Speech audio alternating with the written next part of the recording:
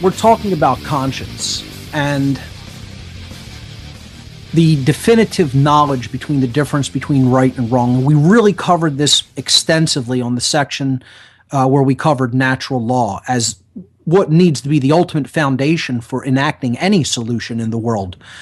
You know, until we understand that knowledge, we really shouldn't be doing many actions at all. We should really be reserving our action until we really understand that. That's why natural law really needs to be taught to young people, you know, from as early as they can start comprehending language, so that when they do start taking actions regarding other people in the world, in relationship to other people in the world, their actions will be in harmony with natural law. And that's the problem. We're not teaching natural law to anyone because we don't know it ourselves as a society. It hasn't been taught to us, and therefore the propagation of ignorance goes down generation to generation. So there's many slides. There's three slides here from the natural law section as a brief review. I won't spend a lot of time on this, but the word right is synonymous with correct because they are based in truth. Right means both moral and correct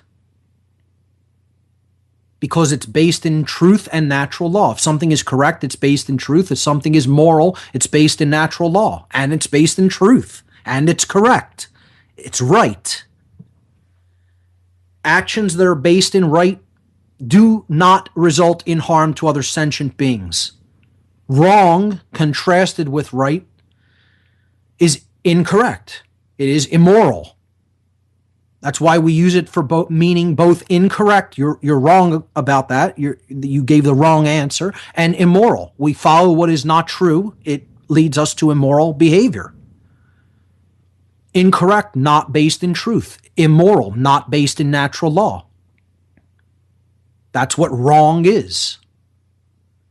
And the reason that it's wrong is because actions that are based in it result in harm to other sentient beings.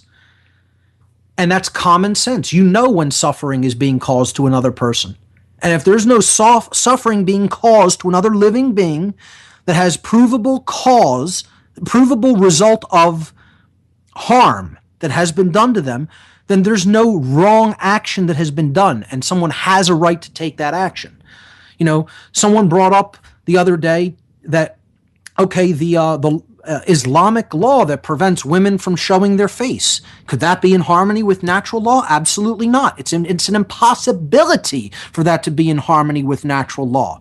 Is it a right or not for a woman to show her face to someone else in public? Of course it is a right. Why is that a universal right? It doesn't matter what a religion says about it. It doesn't matter what a government says about it. It doesn't matter what any individual says about it. At all times, all places in the universe, you are allowed to bare your face in public.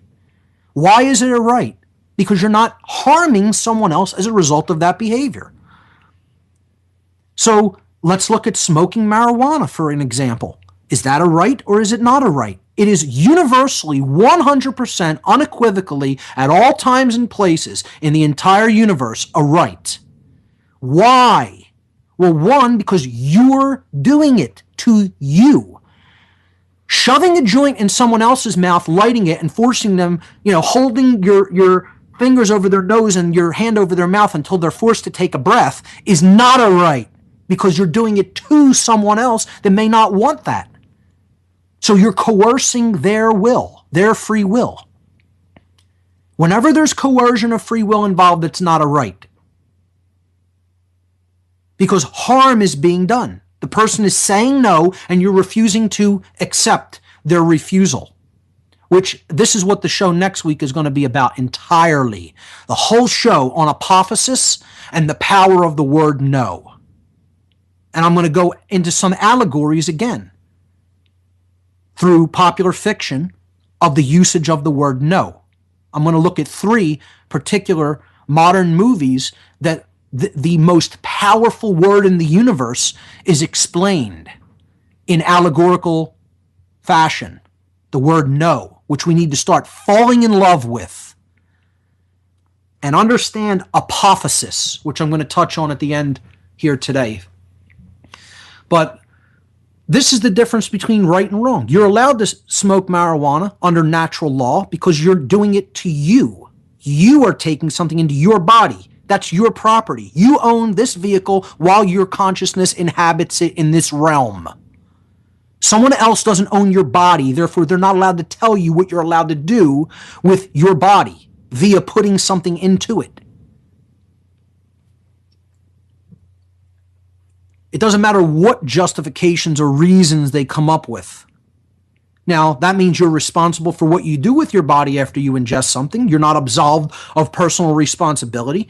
If you want to take some substance and then do something that is then subsequently do something that is immoral, you need to be held accountable for the action. It doesn't matter that you took something. You made the decision to take something that affected your judgment. And then you did the action, so you're accountable for it under natural law. So, understand what natural law is. This is slide number 15. A living being must be harmed or defrauded in order for a violation of natural law rights to have taken place. And rights that do not exist for an individual can never be granted by man's law to any other individual or any group of individuals.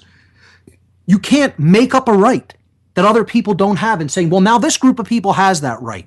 And this is what we think we can do with government and police and militaries, etc. And all kinds of bureaucratic institutions, rights that other people do not have. And they'll claim this nonsensical, non-existent social contract bunk as a result, to justify their immoral behaviors. And there is no such thing. Doesn't exist. There is no such thing as a social contract. There's individuals either choosing to live in harmony with natural law with each other or refusing to live in harmony with natural law, and therefore creating chaos instead of order. So we need to know what right is versus what wrong action is. And the best way to know what right is through the negative. And I keep emphasizing this over and over again. Stop accepting this new age bunk of never look at the negative or don't try to define things in the negative sense. That's the best way to define what a right is to take a look, a good hardcore look and an honest appraisal of what is wrong.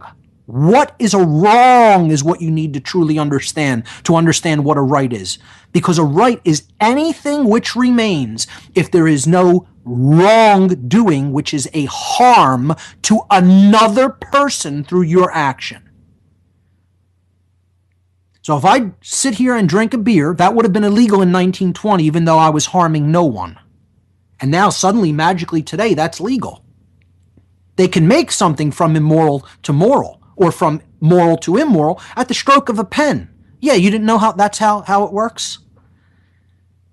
Morality and immorality have nothing to do with nature's laws. It has to do with the whims of a dictator who writes something down in a little book and now says, well, that's now immoral. Anybody that I catch doing it can be punished by whatever dictates I happen to also pen down that they will be punished according to. It was moral to drink a beer in 1920 after prohibition was passed, just like it is moral to do it now. Why? Because I'm putting it into my body. Do I have a right to hold someone down who says that they don't want to drink any alcohol and pour a beer down their throat? No, I do not, and never will. Because that's someone else's vehicle for expression, not mine. It's all about ownership and the understanding of self-ownership. And look, we've covered this extensively in the section on natural law, which I encourage everybody to go back in the podcast and listen to it again. Even if you heard it once, for those who haven't heard it, you need to go and listen to that material. This is just a quick review. I believe it was in the 70s up through the 80s is where I covered, or the 60s up through into the 70s, something like that, in the podcast section.